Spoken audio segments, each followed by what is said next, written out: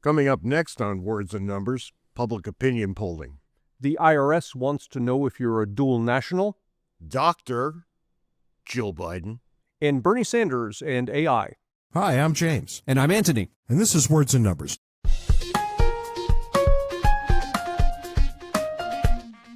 And before we begin, once more, the thoughts I express here are mine and do not reflect my employer. That's probably best for your employer, given the quality of your thoughts. Anyway, what's new and exciting in your world this week? Well, you showed up all pissed off about something. I did. I'll get pissed off in a minute. But going back to the employer business, it's something I never had to deal with in academia. But it's strange that I have to deal with it here because I'm in this weird space, I guess you are too, where my hobby is also my job. Yeah. And so now I've got to be clear that the part that I do over here is not reflecting the part over there, but it's the same guy doing it. But nonetheless, luckily in my life, nobody gives a hot damn what I say, no matter what. So, well, that was always the case, James. I'm keenly aware that was always the case. Thank you, Antony. Two things. One possibly deserves an episode unto itself, is that the IRS is considering, and I presume they're considering it at the behest of the president, but the IRS is considering putting a question on the tax form as to whether the taxpayer is a dual national.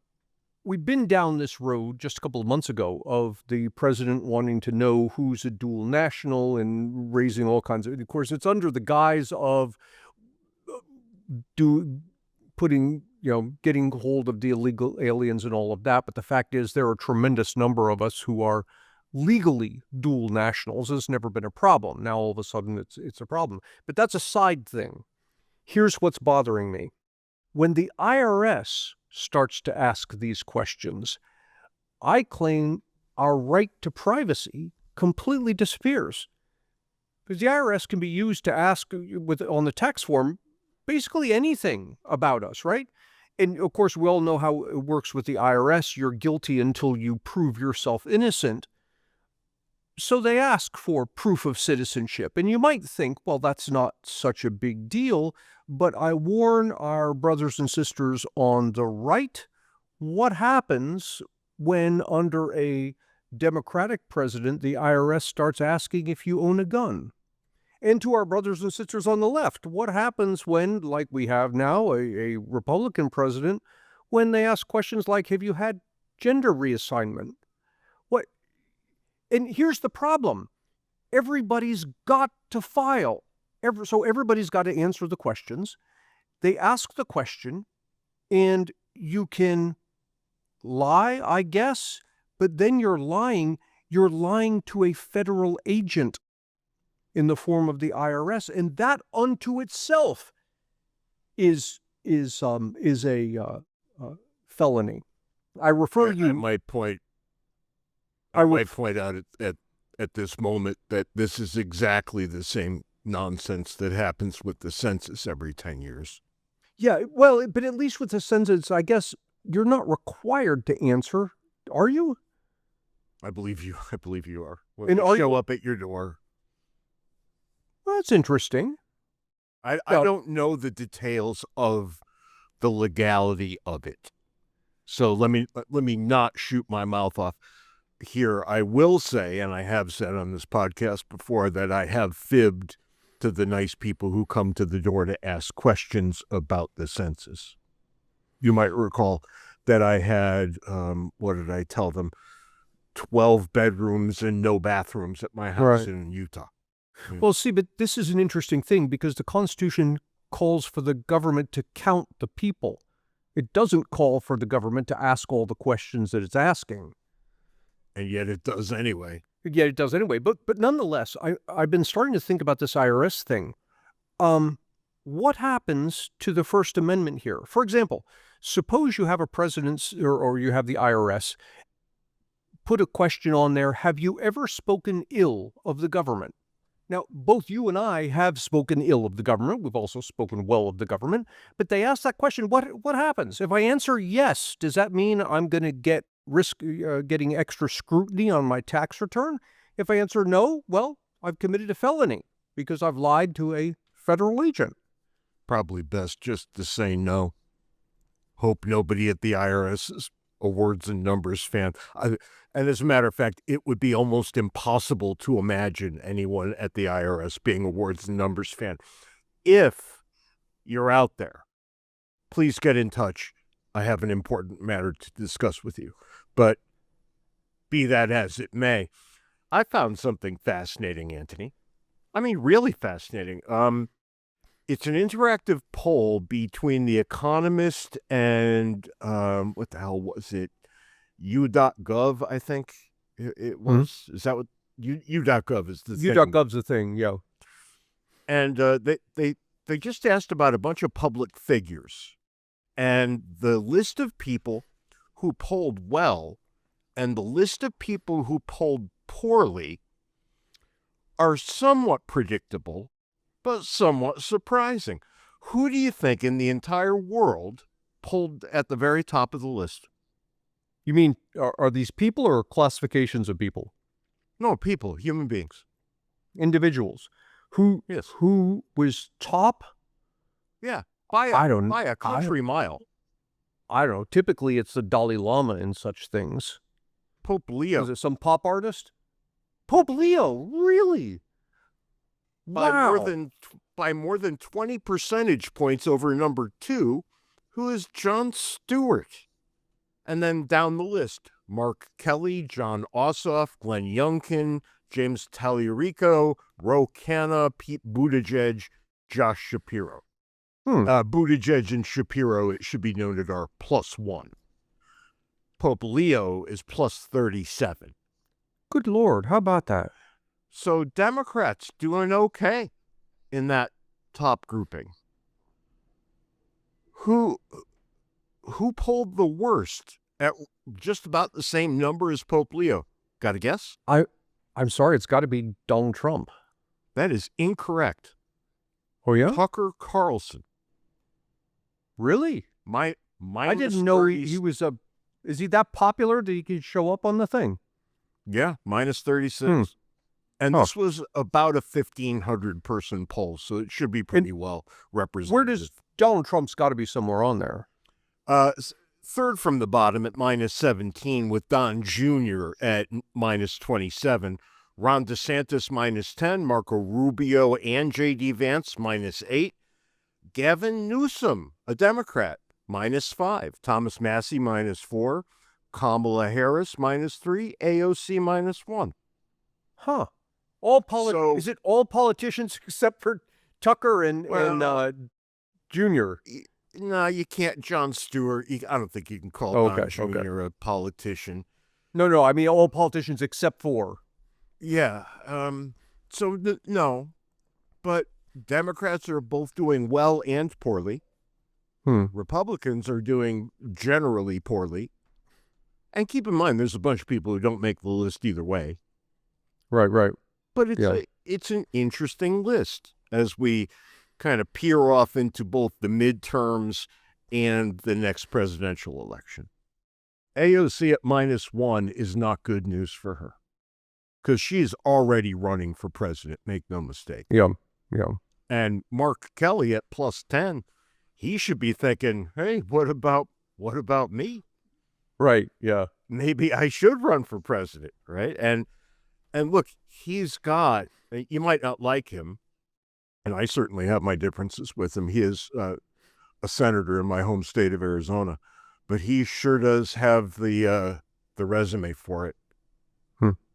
So we all wait and see what happens next. And this, of course, brings us to the foolishness of the week. And I've been waiting for quite some time to say this. It really, I mean, I'm never actually happy, but this is as close to happy as I ever get. Jill Biden is the foolishness of the week. God, I dislike this woman with a white-hot passion. And matter of fact, I tweeted out her doctoral dissertation, such that it was, maybe a week ago. So if you want to find that piece of hot garbage, go ahead and troll through my many tweets. Oh, You know what would be fun? I've crafted an AI that's particularly good at finding logical errors, inconsistencies, contradictions. Boy, it would be interesting to run that dissertation through the AI. Antony, I will send it to you moments after we are done here, because I've had two things open in tabs for the past week. Jill Biden's doctoral dissertation, which is the sham of all shams. Let's just be clear. And I was able to locate Michelle Obama's senior thesis from Princeton. And I certainly don't hold Michelle Obama, the undergraduate, to the same standards I would hold Jill Biden, a 50-year-old woman pursuing a doctorate. Now, let's pause a second here, because you're casting aspersions at her dissertation. Do you have something specific about it that you want to say? It's just raw garbage. It's sewage. I want to write to all of the various people who signed off on it, asking for an explanation.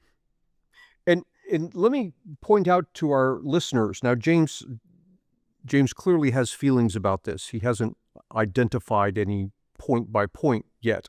But I want to point out that, as PhDs, part of our job, I don't know if you have, but I have in the past, is actually to do precisely this, is to sit in judgment of doctoral dissertations and to say, verily, this is worthy or it isn't. And almost all of them are not worthy. Almost all. I had, I'm not going to name any names here, but after I defended mine, my dissertation chair looked at me after the room had cleared and said, in all of my years of doing this, I have read 4 dissertations that added something to the scholarship. 4. He said, yours was one of them. I was waiting for him to say, and you just missed. Well, why is he signing off on all of these then, if he's only seen 4? I don't know how many he signed off on versus how many he didn't. No, I never asked. Because that's the criterion, right? That this is a piece of work that actually is adding something new that we didn't know before. That's right. And Jill Biden wrote about retention of students at community colleges. And I can't wait we will feature this next week to see what your AI comes up with. But anyway, on to this is not her foolishness of the week. Her foolishness of the week comes as a result of a new book that she is pushing, the way that politicians and wives of politicians and husbands of politicians often do. And in this book, she said that she was frightened to see Joe Biden's performance at that 2024 debate against Donald Trump, and feared he was having a stroke. What did she say after the debate? I thought Joe did great and clearly won this debate. Well, okay, but you would expect that that's what she would say after. She's not going to say what I would expect, Ant, is if I were standing on a stage and my wife honestly thought I was having a stroke, I would expect my wife to walk up on that stage, bring me off and into an ambulance. That's what a wife who actually cared about her husband would have done. Well, let's say it differently. That's what a wife who really believed that her husband was having a stroke would have done. That's right. That's the other option, is that she's just making this nonsense up now to cover her ass. I mean, I said back when that I thought Jill Biden was running the country as it was. Right. Pointing to the prior example of Mrs. Woodrow Wilson, who had done so for quite some time after Wilson had a stroke. But, I mean, what a terrible human being. One way or the other. She's either lying about it or proved already she doesn't care about the well-being of her husband. Either way, she's a terrible human being. And either way, this is the foolishness of the week. Now, we're Okay. going to Now- get in. Before we get to the main episode, Oh, you've I got forgot- a DMV thing in your hand there, don't you, Ant? I do. And I might as well tack it on to the end of the foolishness of the week because this is foolishness.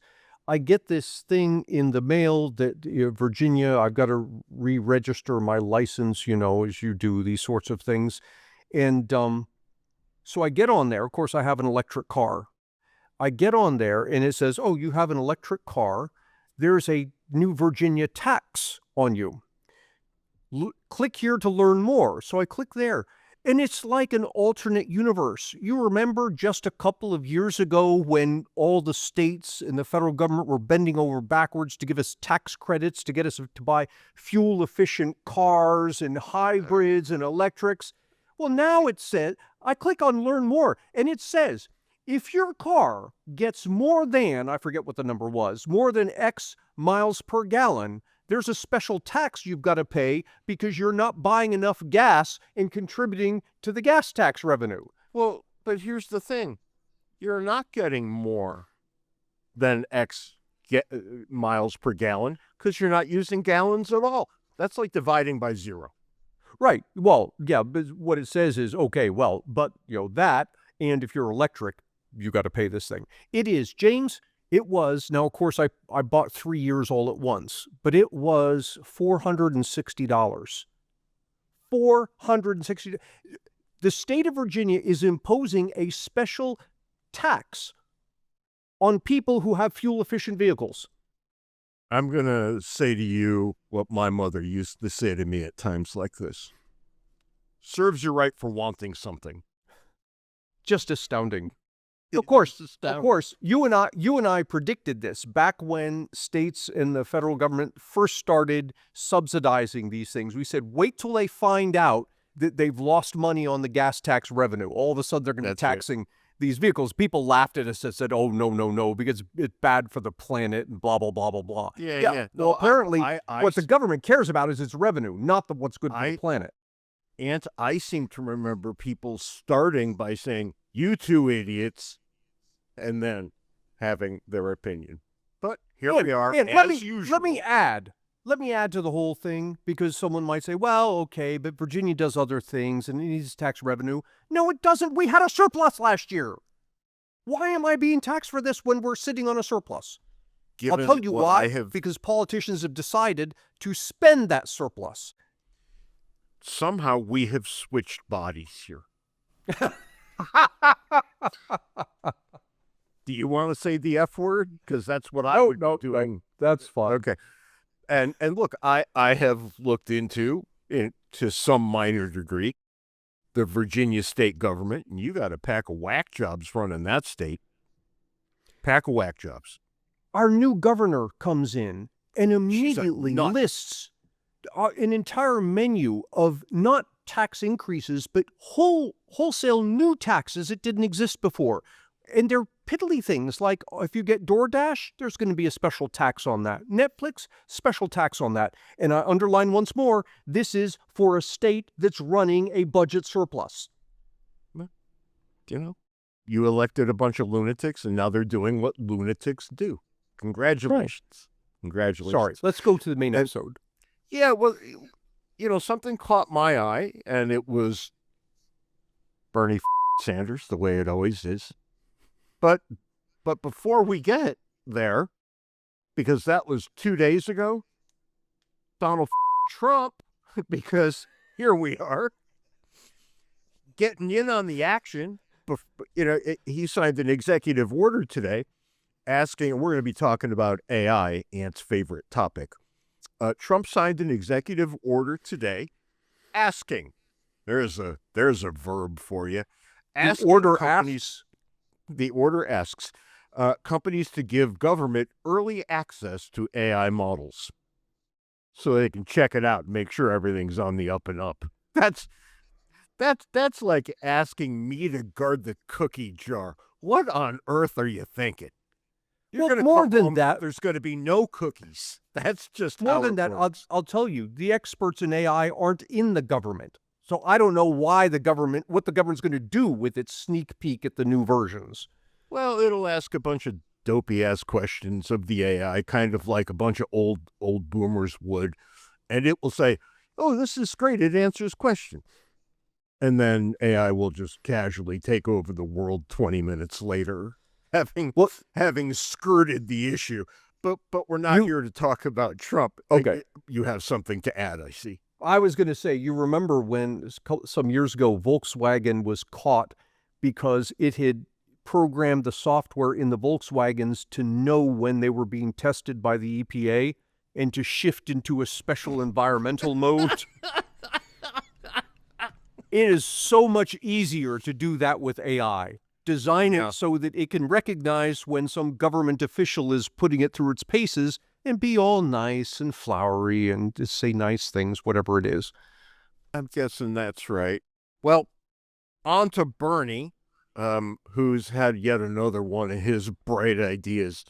And I looked it up, and Bernie's been in Congress, both in the House and the Senate, since, I believe, 1991.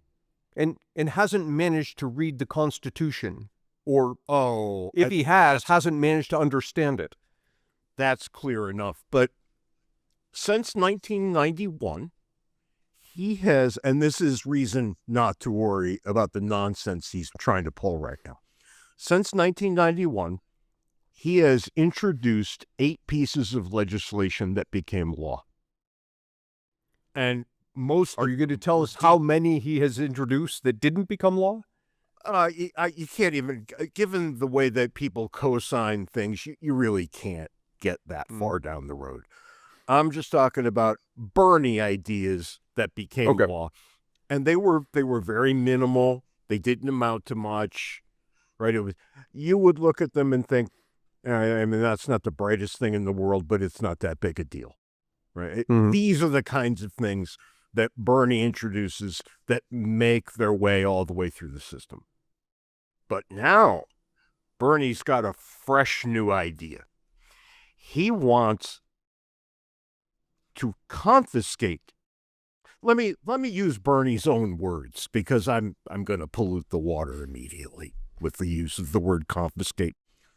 I will soon be introducing a bill, Bernie says, to give the public a 50% ownership stake in the largest AI companies in America. This would guarantee that the trillions created by AI are used to improve the lives of us all and block oligarch decisions that harm the American people. All right. What do I usually say at moments like this? 1, 2, 3, go. Go ahead, Ant. Tell us. I'm trying so hard to be zen.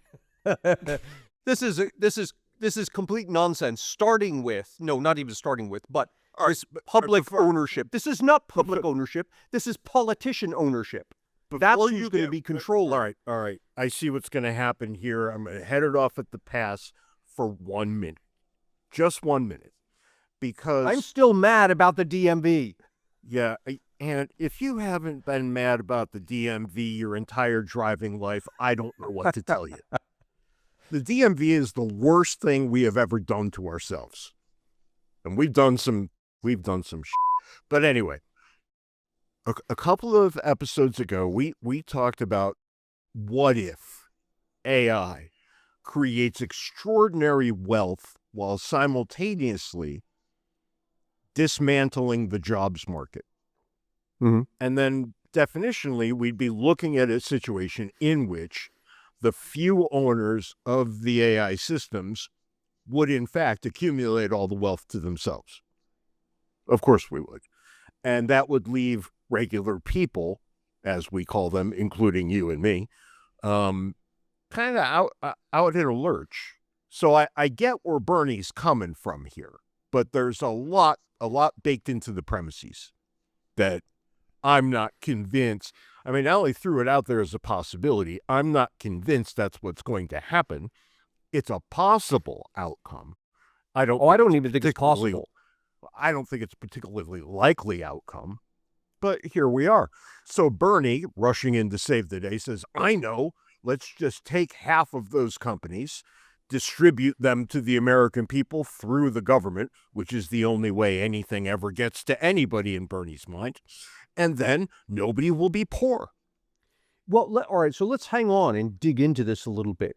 Is he saying, and I know the answer is no, is he saying that the government should confiscate, and he said 50%, confiscate 50% of the stock in these AI companies and then transfer that stock to individuals, taxpayers? No, that's not. What he means is confiscate the stock and keep it in the hands of the federal government. Of course that's what he means. Of course That's not turning over ownership to the public. Well, in Bernie's mind, it is. Because because he equates the government with the people. Because every single good thing can only come from government. Yeah. In Bernie's mind, right? The market is evil, and the government is this benevolent force. I'll leave it to our listeners to find all the counterexamples, which are literally everything. Let me remind everyone what happened at the birth of the internet. We came across this new invention, and all of a sudden it opened up all these doors. What would happen if computers could speak to each other in real time, all this stuff. And in the government, and I think it was under Bill Clinton at the time, the government did perhaps the smartest thing I have ever seen a government do. It said, in effect, the best thing we, the government, can do is get out of the way. And they made everything tax-free. So things you bought, now that's no longer the case, but things you bought online were tax-free. They wanted to get the government completely out of it so that the private sector, innovation, the entrepreneurs, the consumers could figure this thing out in the best possible way. Sanders wants to take the exact opposite approach, and it will have the exact opposite effect. Well, the government took the exact opposite approach any number of times with the internet. You might recall the Internet Explorer problem, right? The Internet Explorer, they tried multiple times with that. What is the thing? There's some phrase. What was it? Not equal access. But it was they wanted to unbundle it. They wanted to unbundle it from there was that also. Any Windows installation. And they pulled the same crap with Google. Too big, too powerful. Mm-hmm. Right now, we're going to go after you on the antitrust grounds. All right, here we go. Here we go again. Big AI is scary. Let's steal it. Yeah, and let's remind everyone that all Americans right now are able to participate in all the benefits of AI. And at the very least, you can participate in it by using it for free. You just get on there, you use a free account, you could do all this stuff, right? If you want a slice of the company, you can go, well, as of whenever OpenAI goes public, you can go and buy a share. They just filed today to go public. So yeah, you could buy a share. In future, you can buy into it. You can own a piece of it. Now, if the government goes and takes half of the stock or whatever amount it ends up taking, if it takes it, that comes directly out of the money that you have put in. So if I buy OpenAI stock and it's worth $100, the government's going to talk about confiscating half of it. I'm going to lose half of the value. Half the value. That's right. The value will tank the day the government did this sort of thing. And let me ask you this, James. How would this proposal, I don't think the proposal has a snowball's chance in hell, but if the proposal were to be taken seriously, wouldn't this be a case of eminent domain? I don't know. I don't know how government could get away with this, but they've taken shares in other companies, right? In the Trump administration. Taken, not paid for. Well, they paid for it, but I mean, should the government have shares in companies? Government should absolutely not have shares in any companies whatsoever. If the government has shares in the company, the government has a reason to want that company to succeed at the expense of any competitor. At the expense of the competitors, right? Yes. Of any competitor. Yes. And look, if I'm an AI company and I'm here in this in the Senate, and I think it's got a chance of passing, I'm finding another country to go house this business. Yep. Immediately. Yep. Absolutely immediately. Because why wouldn't I?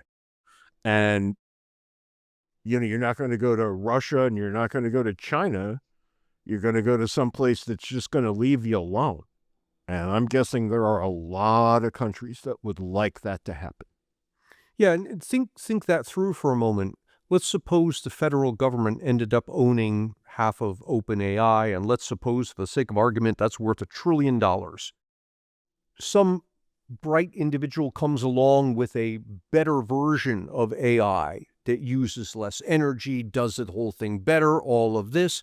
Immediately, there's going to be pressure amongst the politicians to write legislation to prevent that entrepreneur from developing that product, because it would tank the $1 trillion worth of stock that the government's sitting on.